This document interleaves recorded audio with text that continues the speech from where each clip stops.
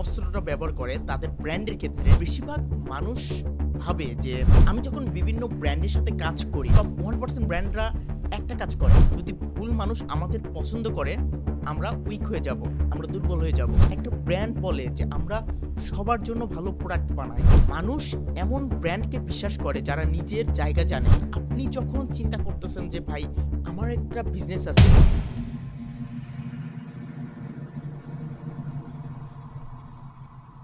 আসসালামু আলাইকুম এভরিওয়ান, কি অবস্থা সবার? আপনি যদি আমাকে না চিনে থাকেন, আমি Shihab Hossain, co-founder and CEO of Unique Owls and the head of marketing and sales department.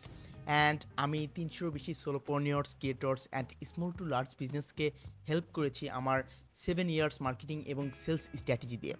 And আমরা এমন একটা টপিক নিয়ে আজকে কথা বলবো যেটা অনেক অনেক অনেক বেশি গুরুত্বপূর্ণ, এবং টপিকটা হচ্ছে the secret weapon of top 1% brands. অর্থাৎ টপ 1% যে ওয়ার্ল্ডের ব্র্যান্ডগুলো আছে তারা অ্যাকচুয়াল কোন সিক্রেট ওয়েপনটা ব্যবহার করে, কোন সিক্রেট অস্ত্রটা ব্যবহার করে তাদের ব্র্যান্ডের ক্ষেত্রে, যাতে করে তারা টপ 1% ব্র্যান্ড হয়েছে।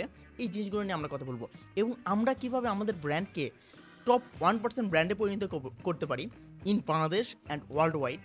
এই বিষয়গুলো নিয়ে আলোচনা করার চেষ্টা করবো।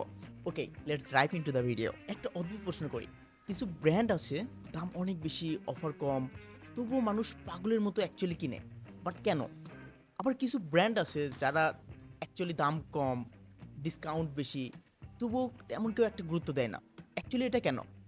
বেশিরভাগ মানুষ ভাবে যে ওদের কোয়ালিটি হয়তো বা ভালো, ওদের মার্কেটিং বাজেট অনেক বেশি, ওরা অনেক বড় বড় কোম্পানি।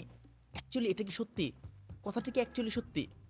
এগুলো অ্যাকচুয়ালি আসল কারণ না। আমি যখন বিভিন্ন ব্র্যান্ডের সাথে কাজ করি এবং অলরেডি করেছি, একটা জিনিস বারবারই দেখি, টপ 1% ব্র্যান্ডরা একটা কাজ করে যেটা 99% ব্র্যান্ড অ্যাকচুয়ালি করে না। ওরা সবার জন্য অ্যাকচুয়ালি কথা বলে না। 99% ব্র্যান্ড ভাবে সবাই যদি আমাদের পছন্দ করে আমরা অ্যাকচুয়ালি বড় হব, আমরা অনেক বড় হব, আমরা অনেক টপ ব্র্যান্ড হব। কিন্তু টপ 1% ব্র্যান্ড ভাবে যদি ভুল মানুষ আমাদের পছন্দ করে আমরা উইক হয়ে যাব, আমরা দুর্বল হয়ে যাব। এটা মাইন্ডসেট। এটা অ্যাকচুয়ালি বড় ব্র্যান্ড এবং ছোট ব্র্যান্ডের ভিতরে মাইন্ডসেটের ডিফারেন্স। টপ 1% ব্র্যান্ডের আসল ওয়েপন হলো ক্লিয়ার পজিশনিং। খুব পরিষ্কারভাবে বলে যে ভাই এই ব্র্যান্ড কার জন্য আর অ্যাকচুয়ালি কার জন্য না। একটা ব্র্যান্ড বলে যে আমরা সবার জন্য ভালো প্রোডাক্ট বানাই, তখন কেউ মনে রাখবে না। সবসময় আপনি দেখবেন স্পেসিফিক্যালি কিছু জিনিস, কিছু প্রোডাক্ট স্পেসিফিক মানুষের জন্য, স্পেসিফিক ক্যাটাগরির জন্য। আরেকটা ব্র্যান্ড বলে এইটা তাদের জন্য যারা শর্টকাট অ্যাকচুয়ালি চায় না। মানুষ এখানেই থামে। সঠিক মানুষ অ্যাকচুয়ালি এই ব্র্যান্ডের সঙ্গে কানেক্টেড হয়। মানুষ এমন ব্র্যান্ডকে বিশ্বাস করে যারা নিজের জায়গা জানে। কনফিডেন্ট ব্র্যান্ড অ্যাকচুয়ালি অ্যাট্রাক্ট করে, এবং কনফিডেন্ট ব্র্যান্ডরা ব্যাগ নেয়। সো ব্যাপারটা হচ্ছে যে আপনি যখন চিন্তা করতেছেন যে ভাই আমার একটা বিজনেস আছে, যে বিজনেসটা হতে পারে আমার কোনো ক্লোথিং ব্র্যান্ড, অথবা শু ব্র্যান্ড, অথবা এনি কাইন্ড অফ কসমেটিক্স, যেটা মানুষের রেগুলার প্রয়োজন। বাট আপনি চিন্তা করেন তো, আপনার এই যে ব্র্যান্ড, এটা কি সবার জন্য? আপনার কাস্টমার তো সবার হতে পারে। যেমন আপনার একটা কসমেটিক্সের দোকান আছে, বা একটা অনলাইন শপ আছে, বা ই কমার্স ব্র্যান্ড আছে। এখানে আপনি কি সব উইমেনকে মানে টার্গেট করবেন? অ্যাকচুয়ালি না, উচিত না। আপনার হতে পারে, মাইন্ডসেট এমন হতে পারে যে না, আমি যদি টার্গেট করি হয়তোবা আমি অনেক বেশি কাস্টমার পাবো।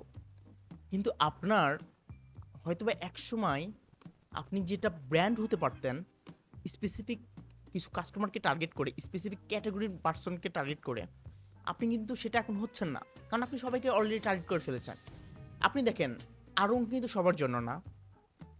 আপনি দেখেন কিছু কিছু স্পেসিফিক ব্র্যান্ড আছে যারা অ্যাকচুয়ালি সবার জন্য না।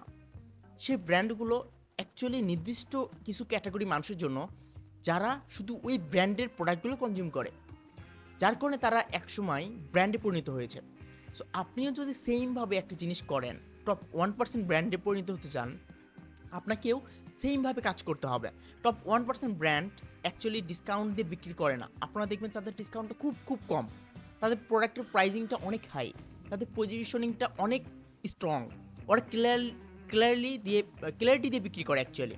দাম কেন বেশি, কার জন্য, কি প্রবলেম সলভ করে, কি প্রবলেম সলভ করে না, এই সব কিছু একদম clear. Strong brands don't Chase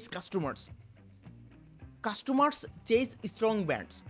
এখন আপনি যদি লক্ষ্য করেন যে ব্র্যান্ডগুলোকে মানুষ অ্যাকচুয়ালি রেসপেক্ট করতেছে, তারা কখনো সবার মনকে জেতাতে চায় না, হ্যাঁ?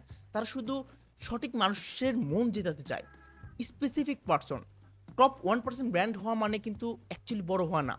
টপ 1% ব্র্যান্ড হওয়া মানে অ্যাকচুয়ালি পরিষ্কার হওয়া। মানে মানুষের মাইন্ডে অ্যাকচুয়ালি আপনার ব্র্যান্ড সম্পর্কে ক্লিয়ার একটা ধারণা দেওয়া।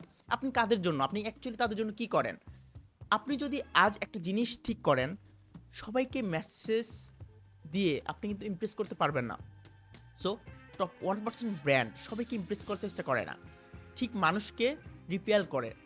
আপনিও চেষ্টা করেন সঠিক মানুষকে রিপেল করার। আপনি ব্র্যান্ড বানাতে শুরু করবেন, কিন্তু আপনি এটা করবেন যে সবাইকে টার্গেট করব।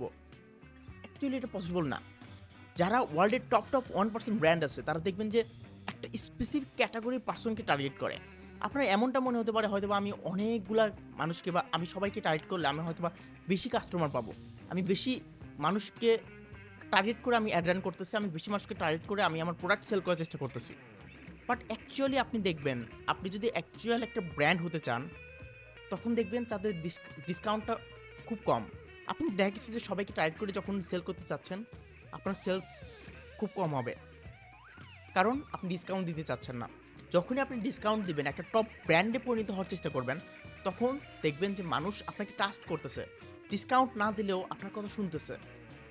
আপনি অ্যাকচুয়াল ক্লিয়ার একটা মিনিং দিবেন যে অ্যাকচুয়ালি আপনি তাদের জন্য কেন? তাদের কোন প্রবলেমটা সলভ করেন, তাদের কোন প্রবলেমটা সলভ করেন না। আপনি অ্যাকচুয়াল তাদের কাছে কিভাবে মিনিংফুল? তারা অ্যাকচুয়ালি আপনার কাছে আসলে কি পাবে, কি পাবে না?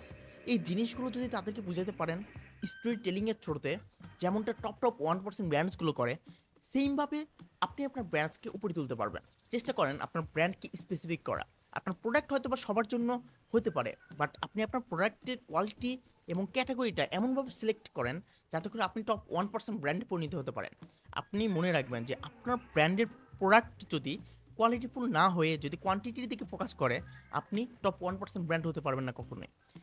আপনি আগে ফোকাস করেন বাংলাদেশ পার্সপেক্টিভ থেকে। বাংলাদেশ পার্সপেক্টিভ থেকে যদি আপনি সেই টপ 1% ব্র্যান্ডে পরিণত হতে চান, আপনি ফোকাস করেন কোয়ালিটিতে।